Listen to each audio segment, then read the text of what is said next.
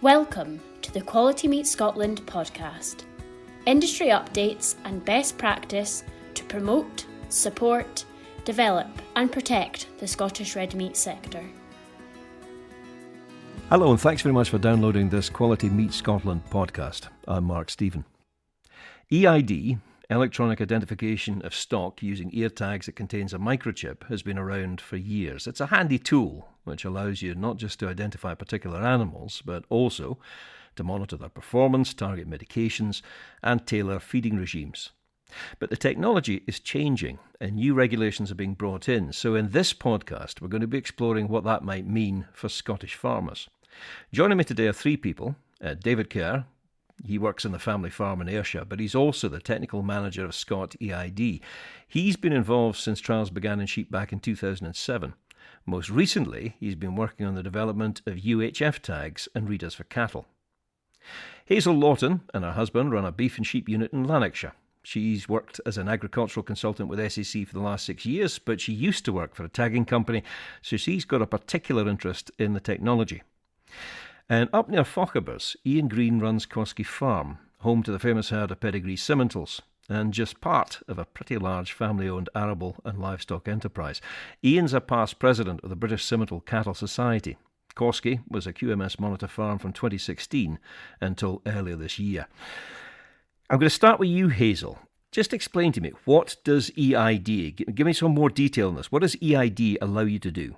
So EID is basically, as you've said, it's been around for a long time and it can provide the opportunity to record statutory data for the government and the rules and regulations that we need to abide by for keeping livestock.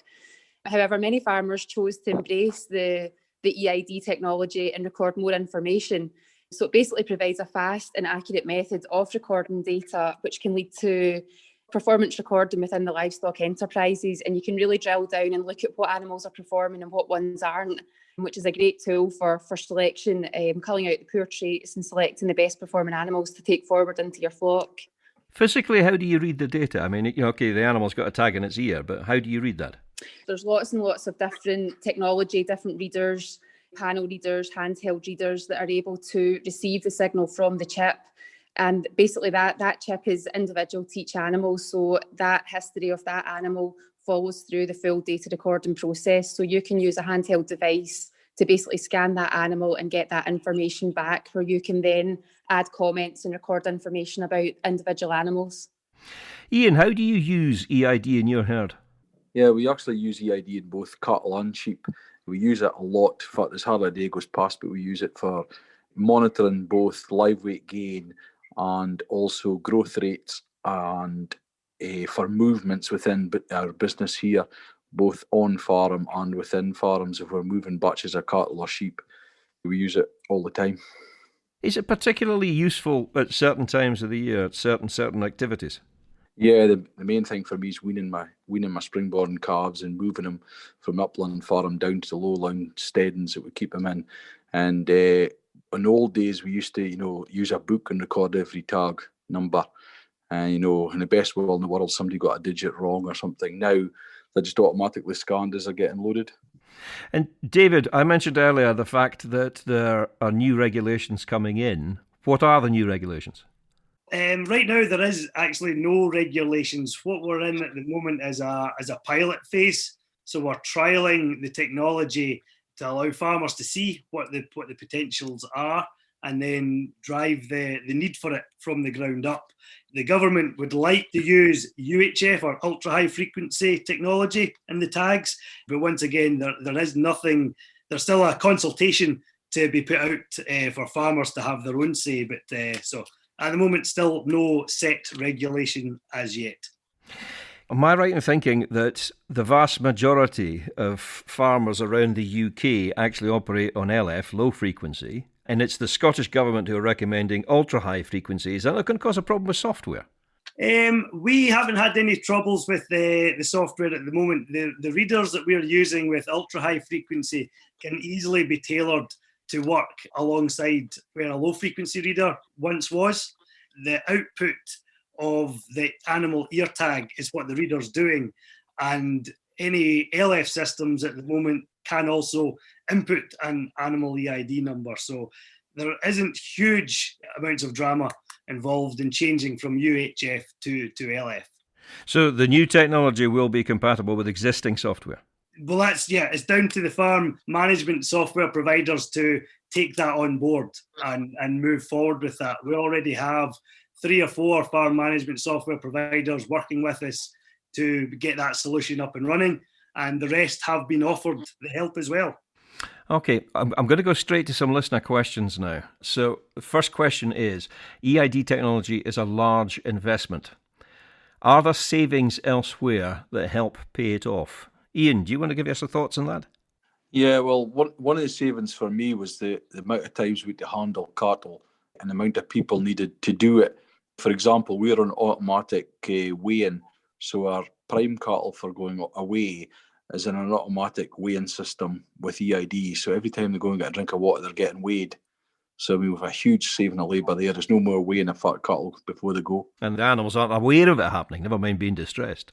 I could talk about that all day. Yeah, I mean, there's a huge range of the technology available, and it doesn't all have to cost, a lot of money. There's stick readers out there at sort of £400 or £500, and then there's, as Iain just mentioned, automatic weighing platforms and automatic drafting systems that can take you into, a good 5-figure sum. But there's no end of savings with what you can get out of improving your stock. For example, recording the poor traits such as mastitis, prolapses, severe lameness. These are all things that you can ensure you're not keeping those animals again to breed off another year and take it another level and not keep any female replacements off of those animals.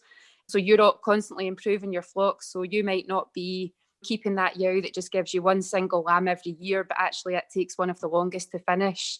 Likewise, recording weights, daily live weight gain is such a powerful tool, and it's linked to just a multitude of performance-related issues.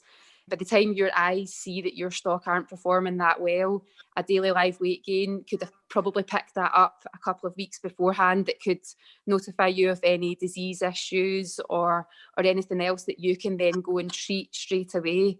Likewise, things moving forward like strategic worming and actually dosing the animals to the weight that they are, not just pulling a weight out of the sky, can give you massive savings in veterinary treatments and dosing as well. So there's no end to the savings that can be made through EID management. I'm curious, something like mastitis, how do you input that data? Because, obviously the ear tag's not going to pick that up. The way you get the real benefits out of all the EID performance is actually tagging I'm just using sheep here, but tagging the lambs at birth. Obviously your calves are always linked to your cows, but if you're recording those lambs at birth to their mothers, you're getting all those maternal traits feeding right through the system. So, something like mastitis, and we've seen it using EID at home where we've maybe had a yow with mastitis and then we've thought, she's a good jow, we'll let her run. This is back in the early days of this. And then a couple of years later, one of her daughters comes through and has it. So basically at lambing time, it's a case of recording everything throughout the year. So if they've had a prolapse, if they've got mastitis, anything like that, even poor temperaments, failure to bond, with their lambs, we can record a comment against that animal. So the next time that comes through your system, that's automatically flagging up on your reader. So there's no more of this, taking a notch out at its ear, and then when it comes to tupping time again, you think, can't remember why we did that. With the reader, you can see exactly what you wrote about that animal when she was annoying you at lambing time, which is really powerful. And David, when do you put in these comments? When and where? At the end of the day, at a computer screen, when? The readers themselves, some of them, the reader ones, have that ability to enter information. So you can scan the tag and then enter a comment or a code, depending on how your farm management software wants to work. And then when you take the reader back later on in the day and plug it into your computer, that code or that comment is then uploaded into the system. This next question I'm going to target at you because it says there are 2 questions basically. I'm going to combine the 2. The first question we've already touched on to a certain extent. Why UHF, not LF, if people already use LF? But the next question, which takes it to the next level, is what extra information can the UHF tag store? Okay. LF is a 40-year-old technology which was as good as it could have possibly have been 40 years ago. It hasn't got any better and isn't going to get any better. What I mean by better, the capacity of the tag.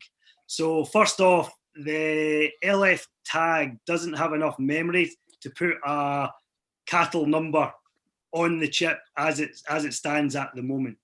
So likes of what Iain is using at the moment with his cattle tags, what he has is a random number on the chip, which is then linked on a database to the actual animal's number on the computer system. That's fine on an on-farm situation, not fine when you start moving to markets and abattoirs where that database or that link no longer travels with the animal. So what Scottish Government wants to happen, and what happened when we moved to sheep EID, was a WYSIWYG system. What you see is what you get.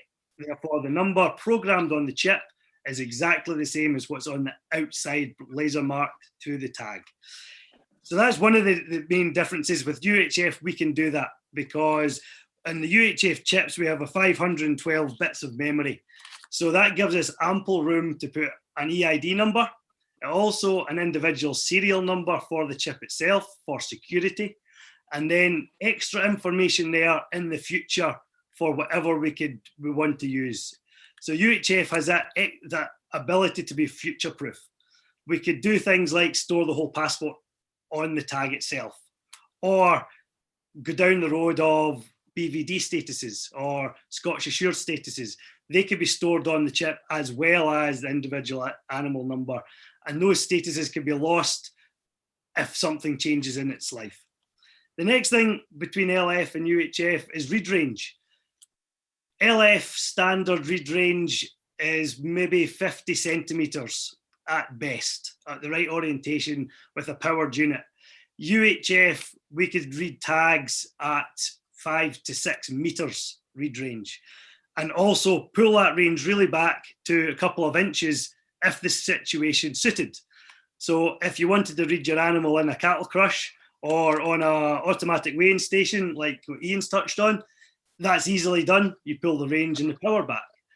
If you wanted to read a pen of animals walking through a 10-foot gate, you could put the power right up and read all those animals without actually ever having to put them in a cattle crush just to read the rear tags. So that's a couple, 2 or 3 of the main reasons why UHF is the technology that we are looking into. It's the future proof of it all. There's also the ability to power certain other chips and use active tags. So the dairy industry has been using active UHF tags for 5, 6, 7 years, used in collars and pedometers on dairy cattle to monitor their movement and their health statuses by having one reader in a shed, or sometimes even up to 1 kilometre away if you add a battery to those devices. And it's the same frequency, but they don't interfere. Iain, are you using UHF at the moment? No, it's all LF that we're using at the moment. How do you feel about the possibility of moving to UHF? Yeah, a bit disappointed because obviously we'll have to start again with some readers and bits and pieces like that. But I think looking at it, it will take the hassle factor away because, as David touched on, we do have this digital random number and we need to upload that information onto all our computer systems and our software system we've got so we can cross-identify the cattle. So I'll look forward to not having to do that. Disappointed probably that I have to buy some new hardware, but we have been using it since 2011. So I suppose we've had 9 years out of the equipment, but I haven't bought any new equipment in the last few years because obviously we think there'll be this change. Do you see a real value in having much more data? Is there such a thing as too much data? No, I don't think so. At least you've got the flexibility of having that data. The more we've used it over the years, the more data and background information we've built up, even from the extent of now across fattening lambs. Every time we're going through them, we can see their live weight gain every time that we're going through them because it's reading them and logging them. You can't measure it if you don't record it. This question to you, Hazel. Sheep EID has been adapted as a management tool now. One farmer has said it's taken years off his sheep breeding programs and led quickly to huge genetic improvements on farm. The question is, do you see this as being the same for cattle EID? Yeah, I think people always perceive sheep and cattle different. A lot of people tend to know their cattle individually better than they know their sheep. You're going to maybe look at your cows and be able to say what number it is, or be able to tell you a bit of the history, whereas sheep, on a commercial basis, not many people can do that.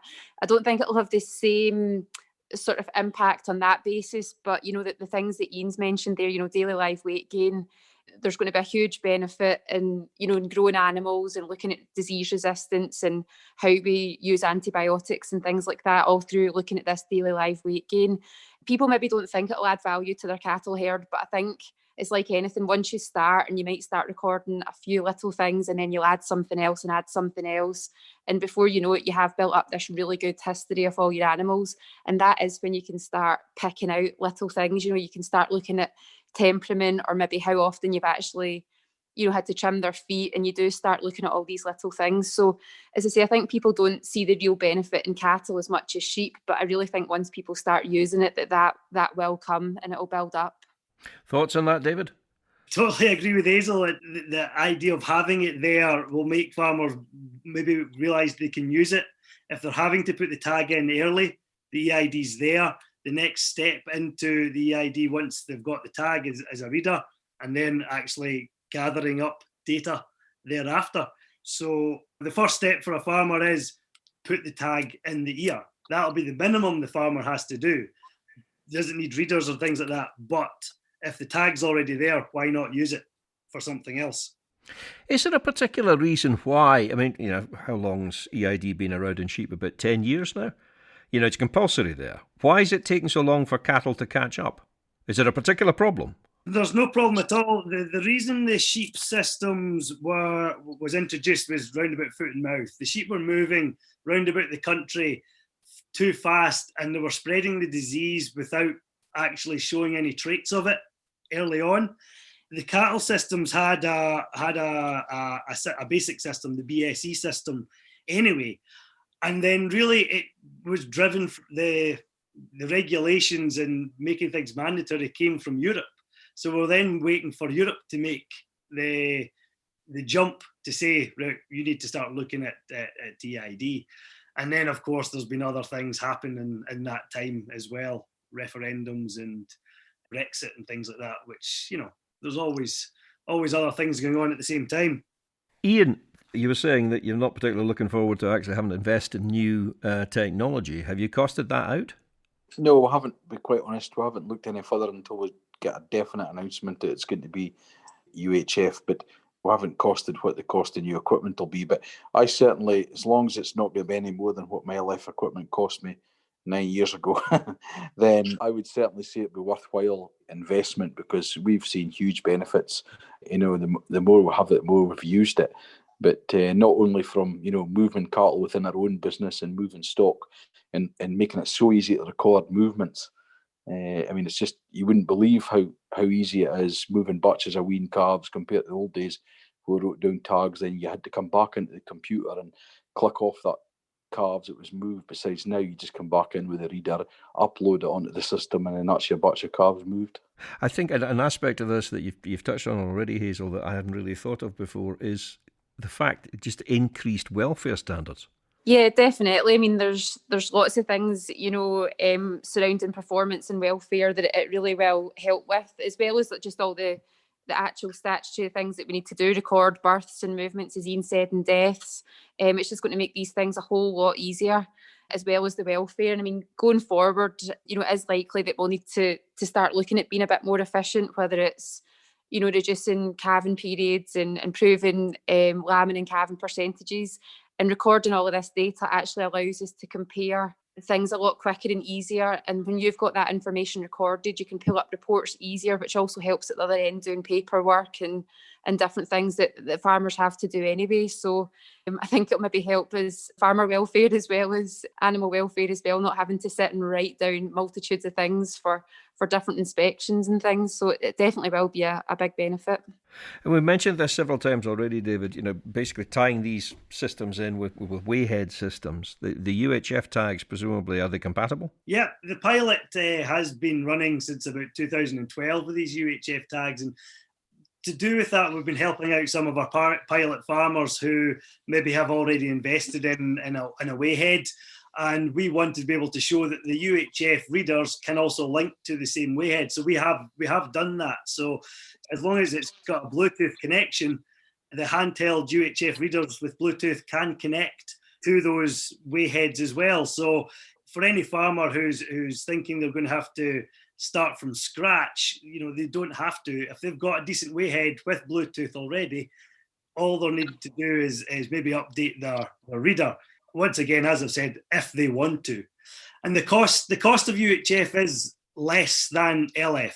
UHF is used throughout the world in big industry tracking parcels, pallets, bed linen, anything you can think of. UHF is used to track that technology.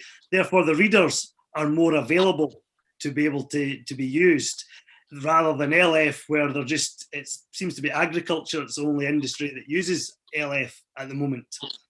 Maybe my imagination, but I'm sure I can hear Iain Green smiling. Yeah, correct. Oh, happy day. Basically, you are a farmer first and foremost, Iain. So, if other farmers are thinking about this, about adopting the technology, of utilising it, what would your message be? Yeah, it's definitely a must. And I think once you have it, you would never go back. It's definitely a worthwhile investment. Yep, totally agree with what Iain said. And I think it is addictive as well. You start off small, and you can always add on to the system. What David's mentioned, everything is compatible throughout all the different companies and different technologies. So my message would be to just start small and start somewhere. And once you've started recording something, you'll find something else that you see a benefit in recording, and you'll just keep building on it from there. One last comment from you, David. And is this going to be a gradual process, or is somebody going to set a date at some stage and say, hey, in Scotland, let's all flip to UHF? Well, we have had a couple of dates already in the pipeline, and for whatever reasons they have slipped past. So at the moment there is no date, but that's not to say we hope within the next year to 2 years we will have a date that we'll be going UHF. And in that time, if DEFRA, because obviously we're always working alongside DEFRA, if they change or make a decision on what they're doing, we'll be following suit as well along with them. But if they take too long, we'll be jumping ahead and making sure that we're up and running, and hopefully leading at least our 4 nations anyway. David Kerr, Hazel Laughton and Iain Green, thank you all very much for your time. Thank you. And obviously, thank you for downloading this QMS podcast. We'd really like to get your feedback on these technical podcasts. So if you've got time, then please head over to QMS on Facebook, Instagram or Twitter and give us your thoughts. I'm Mark Stephen. Until the next time, thanks for listening.